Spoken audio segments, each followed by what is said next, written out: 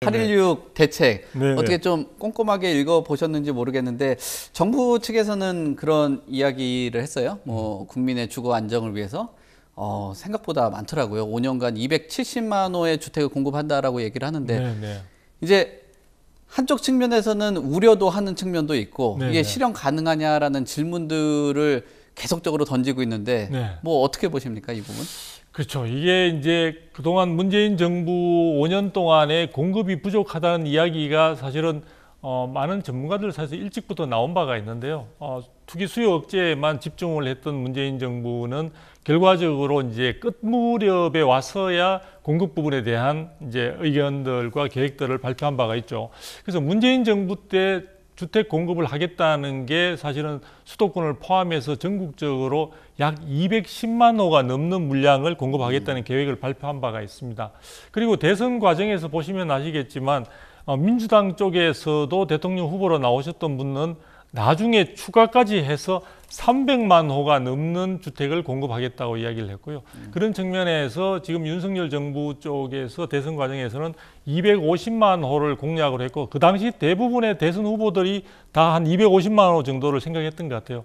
그래서 250만 호라는 게 우리가 얼핏 노태우 대통령 시절에 200만 호 공급 부분이 부동산 시장을 일시에 안정시켰던 그런 부분에 우리 기억들이 있기 때문에 대단히 많은 물량이 아닌가 이렇게 생각할 수가 있는데요. 물론 많은 물량입니다. 많은 물량인데 이것을 한 5년 정도 나누어서 연간으로 보게 되면은 약 한 50만 호 정도 조금. 그래서 이번에 8.16 대책에서는 거기다 원래 250만 호를 공약으로 내건 거에다가 20만 호를 더 추가했죠. 그래서 270만 호다 보니까 한 54만 호 정도 되는데요. 제가 한번 역대 정부의 주택 공급 물량을 한번 보게 되니까 노무현 정부 시절에 연간 공급 물량이 평균적으로 한 36만 호.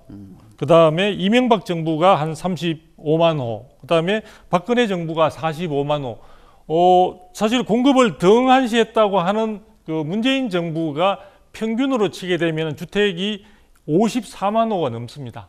자, 그렇게 된다면은 문재인 정부 정도의 공급 물량만 쏟아낼 수 있다는 것만 하더라도 충분히 270만 호 공급은 사실 충분히 가능한 수치가 되는 거죠.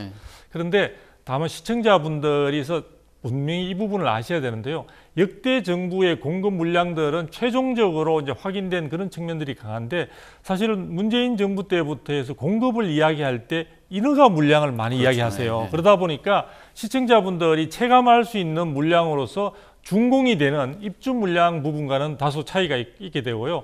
또 인허가를 받더라도 당장 착공하지 않아도 되는 그런 어떤 규정들이 우리 주택법 현행 주택법상에 있습니다.